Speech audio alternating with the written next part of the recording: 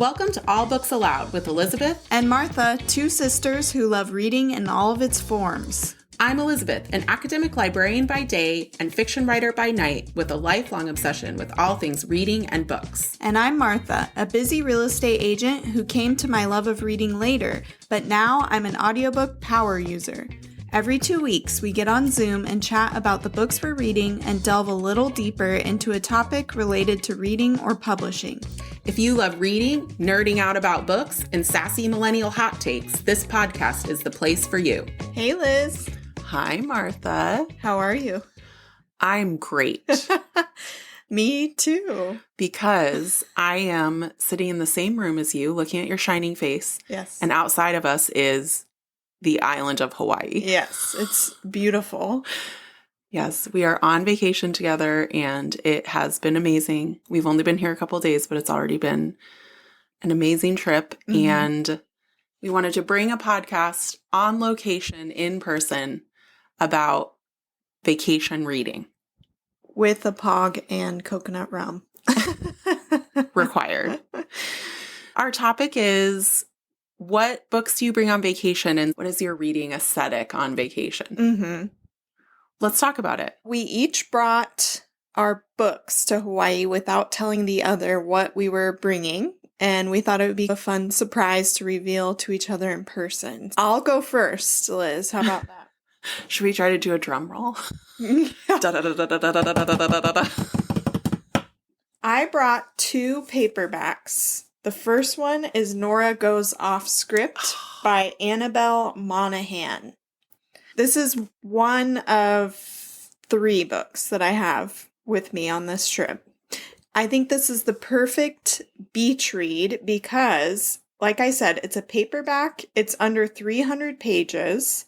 It's a romance, kind of a rom-com, I think. I haven't read it yet. Yeah. But the great part is I got it at my local thrift store, Bishop's Attic, for $2. So I don't care really what happens to it. It can get sandy. It can get sunscreen on it. It was a $2 book. So. Ultimately, what I want to happen to it is that it goes home with me. Yeah. Because that book has been on my TBR. So it looks great. And here's my tip for anyone who is looking for books at the thrift store. When I see one that catches my eye, I look it up on Goodreads, and if it's over a 4-star review, then I figure it's worth buying. That's my little litmus test for thrift store book buying. If I can get through it, then it's going home with you. Well, Martha, I wish that you had given me that tip before this episode. Because the first book that I brought with me is also a paperback book. This is really funny to me, actually, because we both have essentially the exact same strategy for this. Because as you know, I usually read library books for my physical books. One of the reasons being that it makes me feel less guilty to not finish the book, to abandon when it's a library book, because I haven't paid anything for it. I haven't created an item to be gotten rid of related to our last episode. And I'm also a librarian, and so I'm surrounded by books in the library every day of my life. So it just makes sense.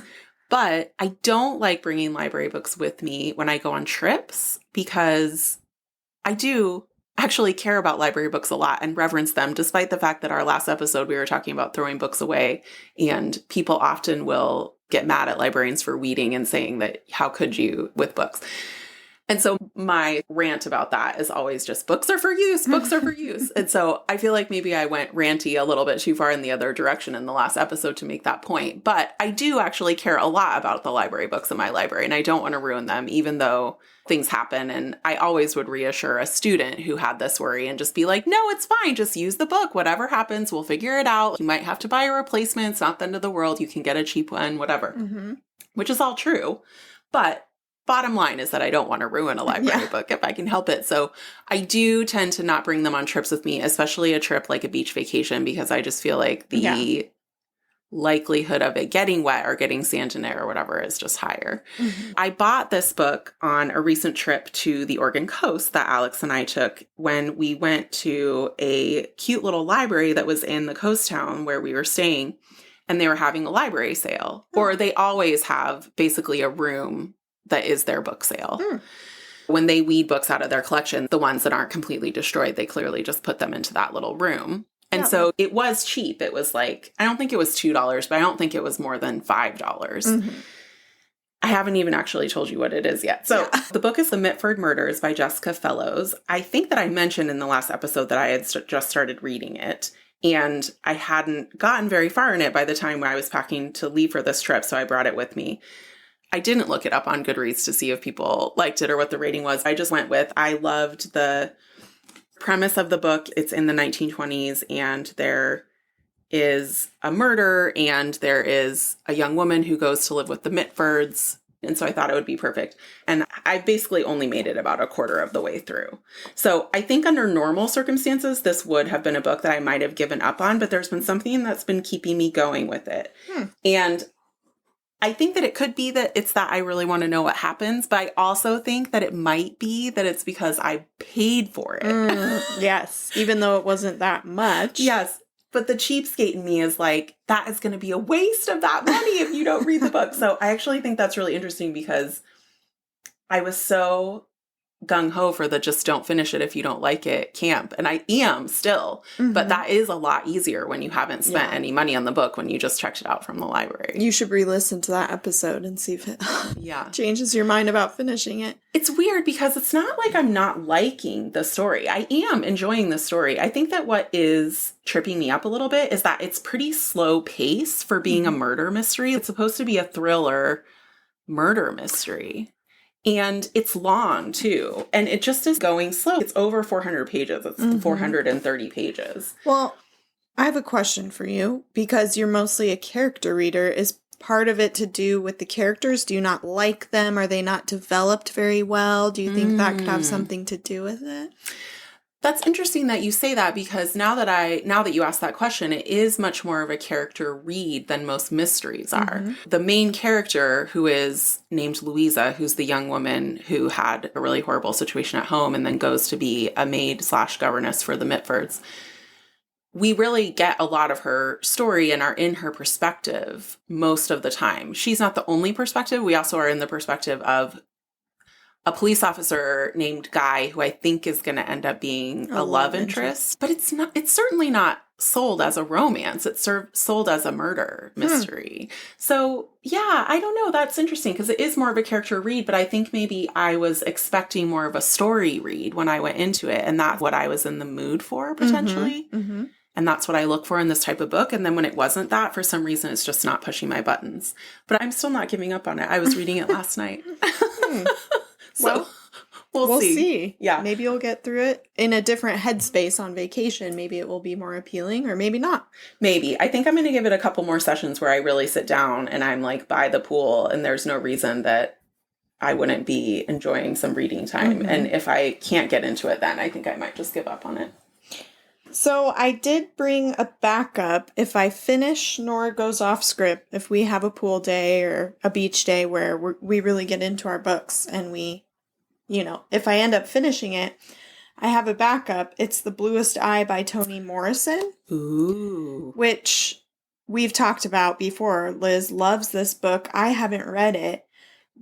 It's also in paperback and it's fairly short. It's only like 205 pages.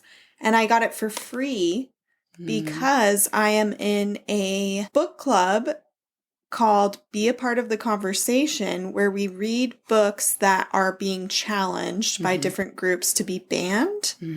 Because we want to know what the content of the book is, what people who want to ban it take issue with, just so we can be educated in the argument. Yeah, that's the first thing I thought, is that is perennially one of the most challenged and banned books in the country. Yeah, so I thought that was another great pick to bring because, not that it doesn't have any valuable, but again, it was free, it's paperback, it's short. Maybe I'll read it on the plane ride because I have one more stop before I go home. I have lots of plane rides in my future. A good book for the plane, potentially. That's really interesting because I think that one of the things that I was wondering about your reading on vacation is also about when you read, by which I mean when on vacation. It sounds like you do read on the plane during the actual traveling part. You've also mentioned reading on a beach or reading by the pool. Mm-hmm. Do you feel like you prefer different types of books or different reading experiences for those different vacation moments? Mm-hmm. Or would you just read the first book that you started reading, you would read wherever you are? I do feel like I'm a little bit more of a mood reader on vacation. And that's why I like to bring a couple options. If I'm not feeling a certain book when I'm on the beach, then I can kind of switch it up. When I was planning in my head, I mentioned already, I was thinking Nora Goes Off Script. It seems like a lighthearted read. That would be great for vacation. A typical beach read. It's light, entertaining, airy, fast. It's not too serious. Whereas The Plane, I feel like is more of a setting for the bluest eye. It's intense. You just get into it. All you can do is sit there and read and get into the story. I could potentially finish this book on a long enough plane ride because it's only 200 pages. Yeah, and it's engrossing enough that it might help the time go faster. And I will say, I don't always read on the plane. On the flight down here, I didn't because it was a red eye and I was so exhausted. I just didn't feel like it. So I napped and watched Queer Eye on Netflix that I had downloaded and cried a little bit. And, So, yeah, I do think I'm a little bit more of a mood reader on vacation. I don't want to put any pressure on myself to read at a certain time or a certain pace or a certain book. I just want to have the freedom to relax on my own terms. That's the whole point of vacation. But mostly the opportunities to read that I find on this sort of vacation are lounging at the pool, lounging at the beach, on the plane, maybe in the morning with coffee, just depending. I feel like I'm usually so exhausted by the time we go to bed, especially on a tropical vacation where you're in the sun all day, that I tend to just go to sleep and not read before bed, which is different than at home. Yeah. What about you? I have been reading before bed. I do feel like I still need to do that, even when I'm on vacation. I've become a much worse sleeper the older I've gotten. And I need to maintain as much of my bedtime ritual and routine as possible, even when I'm on vacation, because otherwise I get all messed up. Yeah, fair enough. I don't read during the plane ride because I have to take anti-anxiety medication that makes it so that I'm not only very sleepy, but that I wouldn't remember the story the next day. And I had to learn that the hard way because when I first started taking this medication for flying, I feel like I'm fine during the time that I'm on it. It just brings my anxiety down. And so I read some of my book, and I also have done this with TV shows. I've watched movies or TV shows that I think I'm taking in, but then the next day when the medication has worn off, I don't remember it. So I've had to go back and reread the book. So now I don't read books on the plane, but I do read before bed still on vacation. I love to read at the beach or at the pool or anytime there's downtime. Like we talked about in one of the episodes, I think the one about how do you read more, I just always have the book with me when I'm on vacation so that anywhere that we stop and I have any amount of time, I can just read it if the mood strikes me. That's why your purse is so heavy. Yeah. Liz asked me to hold her purse earlier, and I was like, oh my God. Yeah, your arm almost hit the floor when you took it. Yeah. And the water bottle and all the stuff. The other place that I like to read on a certain type of trip, which I feel like doesn't really apply to this type of trip, but it does apply to the trip that I was on to the UK, which is that when I'm in a new city, a lot of times the way that I like to travel is I like to experience a place as if I live there, by which I mean I love being a tourist and going to the tourist attractions, but I also love going on a walk around town to a public park the way that I might if I live there. And one of the ways that I like to read is just going to a coffee shop in the neighborhood where I'm staying and just sitting there with a coffee and reading like I might in a place that I lived. I love that. That's so cute. I really love doing that. It's one of my favorite things to do when I'm on a trip that's that type of trip. The one that we're on now, I feel like it's not really a good fit for a tropical vacation trip, but maybe it could be. I'm imagining if we drop Al and Scott off for their fishing trip, we can just go to Lava Java and sit there and drink coffee and read our books or something. I actually now immediately want to do that. Yeah, get rid of the men and discovery. But yeah, I do love doing that. And I really love doing that in England because I love to imagine myself living in England, which I still haven't managed to do despite the fact that I found a British man to marry. But yeah, I feel like on vacation, I can just read anywhere. And I always want to be ready to read. But I also never end up reading as much as I hope that I might read. When you said that you brought 3 books, I was like, optimistic. Yeah. Although now that I think about it, I actually technically brought 3 books too. So let me finish telling you what I brought. Yeah. What's your second book? My second book is called The Dinner Lady Detectives by Hannah Hendy. And it's also a paperback. This book I bought new in a just delightfully adorable queer bookshop in Leeds in the UK called the Bookish Type. Cute. And I went in there to see if they wanted to partner with the conference that I'm helping to plan. But I just felt like when I was in there, I just really wanted to support the bookshop because it's this indie bookshop. And it was so cute. It was adorable. And I love the mission of it being a queer indie bookshop. And so I really just wanted to support it. So I looked around at the different books. And it's a British cozy mystery is how it's described. Cute. And so I was in a mood for a mystery. And this one that I had wasn't hitting the spot. And so I got this one. And it is super cheesy. On the back, the first line is murder is a dish best served ice cold. And what that's referring to is, it's not spoiling anything to say because the first chapter of a murder mystery is always that there's a body because that's how a murder mystery has to start. And basically dinner ladies are what British people call lunch ladies in a school. And that has to do with British people in some places, in some classes, called lunch dinner. And that still is the case a little bit, but it was much more the case in the past. And so all of the main characters in this book are dinner ladies, and one of their number is found dead in the walk-in freezer in the school kitchen where they all work. Yeah. And so they're all traumatized. But the 2 main characters are Marjorie and Clementine, and they are a couple. I actually can't remember if they're married. I think they might be in the book, but I can't remember. So yeah, 2 dinner ladies are in a relationship. There's like 5 of them, I think, that work in the kitchen. And it's really, really cute. I'm actually, now that I'm talking about it again, I think that this is the one that I'm going to start reading first when I'm here, because I'm really looking forward to finding out what happens. Yeah. Because, of course, Marjorie and Clementine basically are so curious and something seems off to them. And so they take it upon themselves to start investigating. It's an amateur detective type of mystery. It also made me think about how in Happy Place, which I just finished reading, and I don't think I ever talked about on the podcast, but I know that, Martha, it was your favorite book last year. And so I read it early in the year because I just wanted to know what all the fuss it was about. And I absolutely loved it. Yay. I loved it so much. But when I bought this, I was like, oh my gosh, this looks so cute and it's so cozy and I can't wait to read it. But it's about a murder, pretty gruesome murder. And it made me think about how Harriet and the main character in Happy Place, and her friends have this conversation in a bookstore where she's like grimacing at the horror novel that one of her friends chooses. And the friend is like, didn't you pick a murder mystery that has a gruesome murder in it? And she's like, yeah, but it's cozy. It's cozy. Yeah, that's her thing. She loves cozy murder mysteries. I've never read one before. I should try one. Yeah.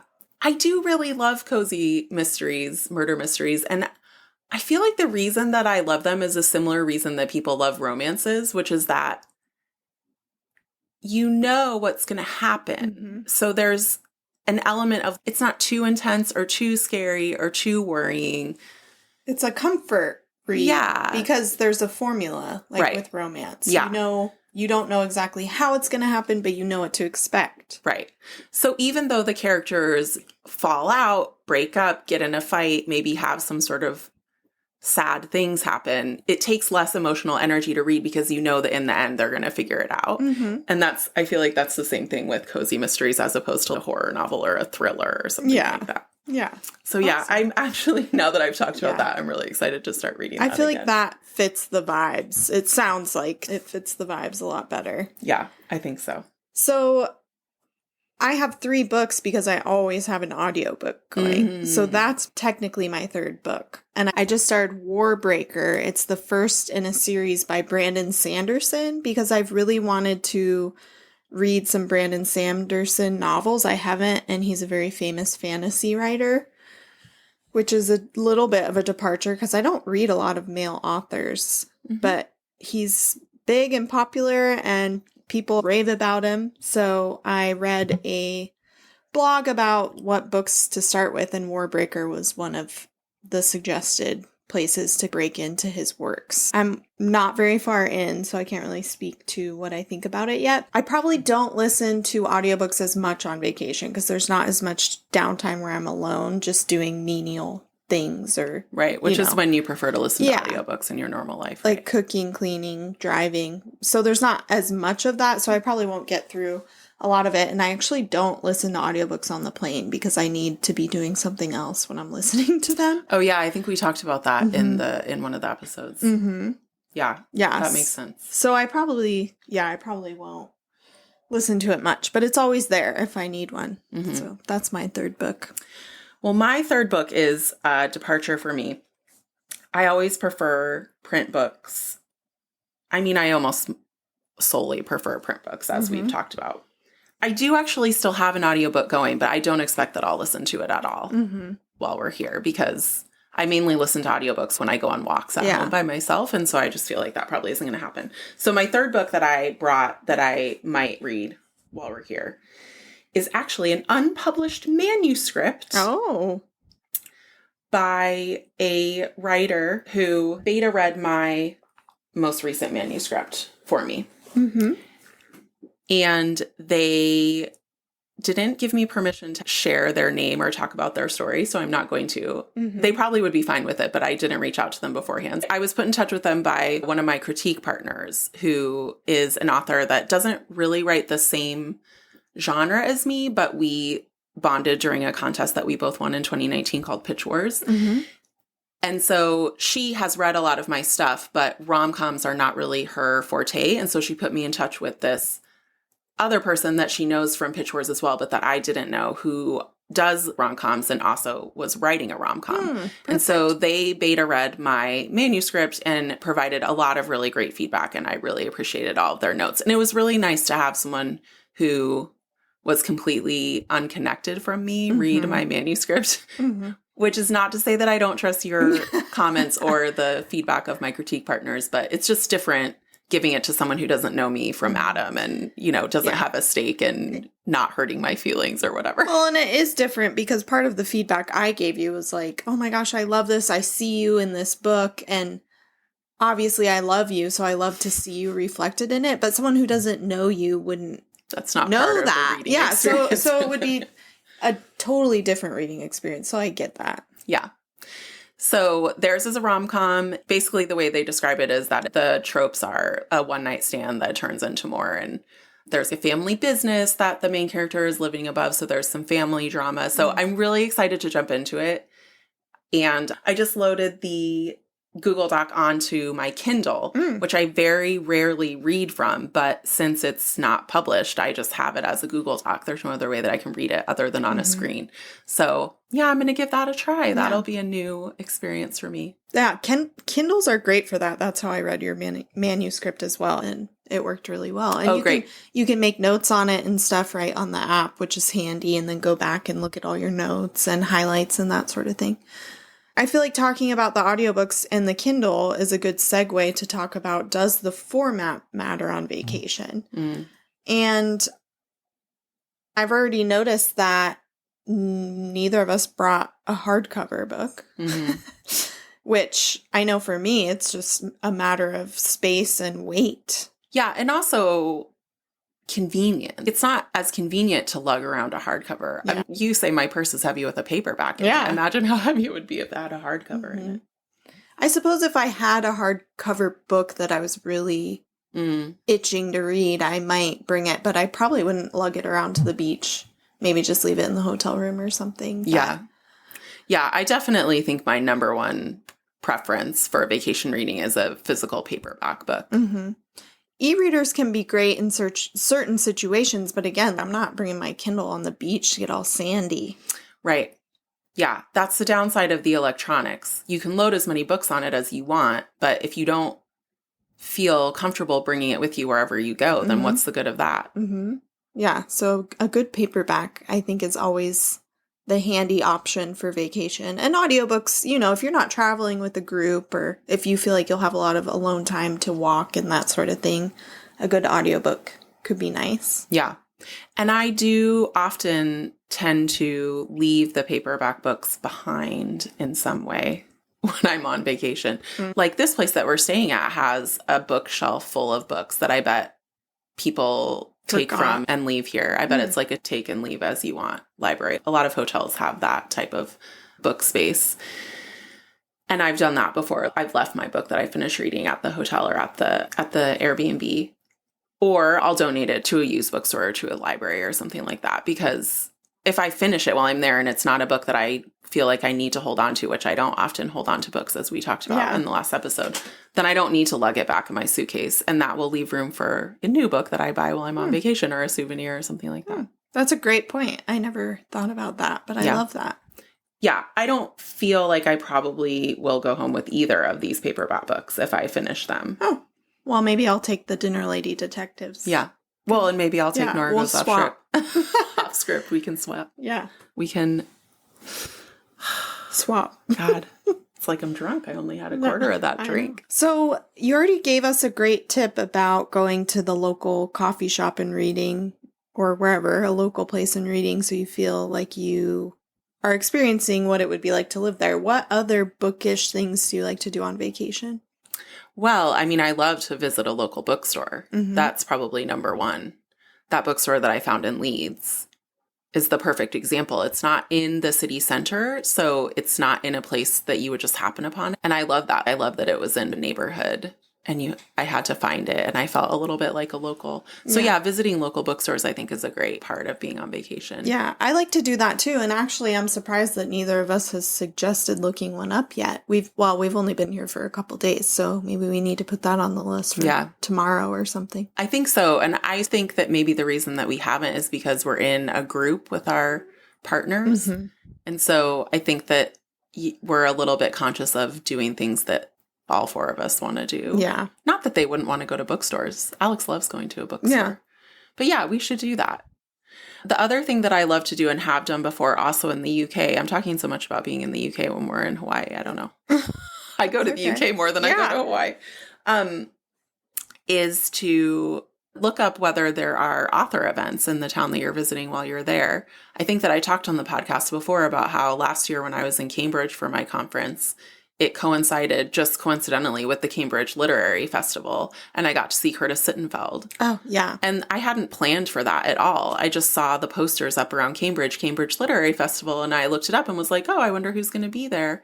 And then it was one of my favorite authors. And I got signed what turned out to be my favorite book of that year. And it was just complete coincidence. Such a great, happy accident. And then the snowball effect of you told me about that book, I told someone else about that book. And so many of us have loved it. Yeah. Well, and so many of us have loved it that now it might be a movie because Reese Witherspoon, her company that makes movies, optioned it. Oh my gosh, I'm so excited. Yeah. I can't wait to see who they cast. I know. I feel like that could be tough. That could be tough to get right. Her character specifically. Yeah. Yeah. So. I mean, it needs to be a younger Tina Fey. Yeah. I feel like Sally also, the way she described herself, I think Tina Fey's too beautiful. But part of her character arc is that she undersells herself. She's not confident. Yeah, that's true. So we don't actually know how beautiful she is. Right. And Noah thinks she's beautiful. Right. And he's beautiful. Yeah, that's true. So who knows? Who knows? I guess we'll see. Anyways, we digress. Yeah. So yeah, looking up local author events and just any other book-related events. You know, we happened upon a market in a parking lot yesterday, and there very easily could have been a bookstall in there. There wasn't in the part that I saw, but that's the type of thing that you just never know. There might be something bookish to find and discover. We drove by a really cool-looking library earlier. Oh yeah, that's a great point. Thank you for pointing out the library aspect, which I didn't even think of. I do love to visit local public libraries when I'm in different places. Well, which is how I got the Mitford Murders book, because we went to the library because it just looked really cute, and I had never been in the library in that particular town. And that's another way that you could fit reading into your vacation without having to lug books around. I mean, you'd need a library card and you'd have to return it, but I wonder if that's an option. Yeah, I wonder. For most public libraries, you have to have an address in the area to get a library card because the library is paid for by the local taxes That and makes tax sense. base. However, I bet, especially in a place like this that is so tourist heavy, I bet that there are some libraries that have some type of tourist thing. Yeah, maybe. I wonder. That's worth looking into. I'm not totally sure about that. But there often will be a library book sale, like I happened upon. Even if you can't check out a book, you could buy a cheap book. And it's kind of just a fun thing to explore, like you said, to act like you're a local, check out what the library is like and what it might be like to live there and check a book out. Yeah, definitely. And I mean, I like to look at libraries because I just like to look at libraries because I'm a librarian. So I like to look at them and see what they're like on the inside and how they're organized and how they have the books. Yeah. Public libraries, especially in small towns, I think are just so adorable. The way that they just like shove books in every corner, not that they're not organized, but they just have to make use of the small space that they have a lot of times in a way that I really enjoy. And a lot of times they have local artwork and history and stuff like that. So you can learn a lot about the area. Yeah. Yeah, definitely. And a lot of times libraries and bookstores will have displays of local authors. Which is also a really cool thing to learn about when you go to a place, especially a place like Hawaii that has a local native population that you want to make sure that you're respecting. And so learning about them could be a really cool way to do that. Yeah, I like that. I guess that's it, huh? Good. Yeah. I feel like we've even given ourselves good ideas for our own vacation that we're currently on. Talking through all of this. Yeah. We'll have Which is nice. We'll have to document and post on social media. Yeah, we will. We'll do it. You'll see it after the fact, but... Yeah, that's okay.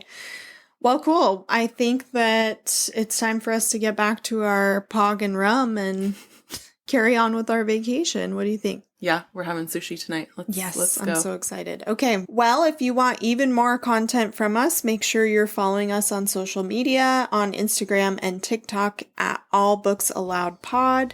And make sure you subscribe wherever you get your podcasts so you never miss an episode. And read on, my friends. Aloha. Aloha.